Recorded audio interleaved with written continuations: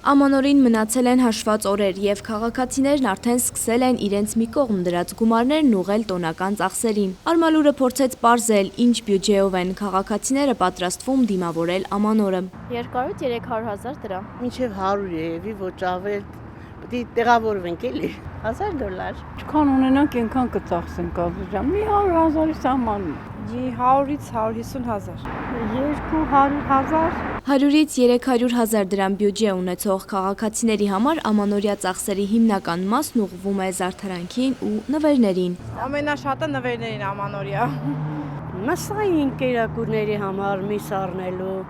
մրգային խմիչքի, Տնածառ, նվերներ, սնունդ։ Սակայն հիմնական ծախսը բաժին է հասնում սննդամթերքին։ դե ուտելիքի մեծամասն Լիչիկներ, դոլմա։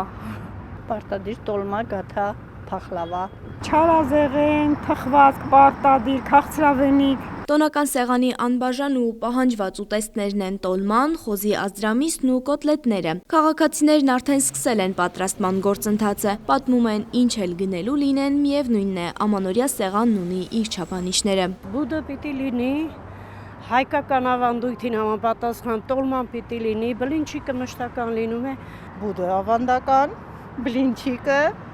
Տոլման հայկական։ Որքան էլ ծախսը շատ լինի, պետք է նշել ամանորը, այն տարին մեկ անգամ է լինում։ Ամեն օր չի լինում դա, գոնե ամանորին պետքա լինի։ Քաղաքացիները չունեն հավասար հնարավորություններ, նրանց մեծ մասի համար կա խիստ սահմանված բյուջե։ Թոշակառուների համար 30-ից 40 հազար դրամով ամանորը նոր հոգս է։ Շատերը պատրաստվում են գնալ բարեկամի տուն, տոնն այնտեղ նշել։ 40 հազար թոշակ ստացողը ինչքան պետք է նախատեսի։ Ես էլ մենակ ապրող եմ,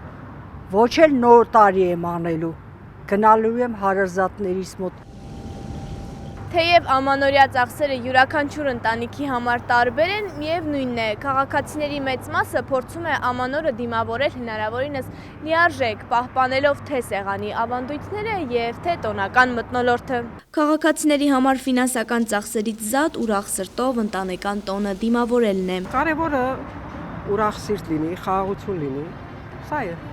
նոր տարի։ Ամենակարևորը նոր տարին ասենք ուրախ դիմավորեն ընտանեկան տոնը նոր տարին ամանորը։ Պետք է փորձել չմտածել ծախսերի ու հոգսերի մասին, վայելել ընտանեկան ջերմությունը, որպեսզի 2026 թվականը սկսվի սիրով, ուրախությամբ և ջերմությամբ։ Շողեր Ղլիջյան, Կարապետ Կարապետյան, Արմալուր։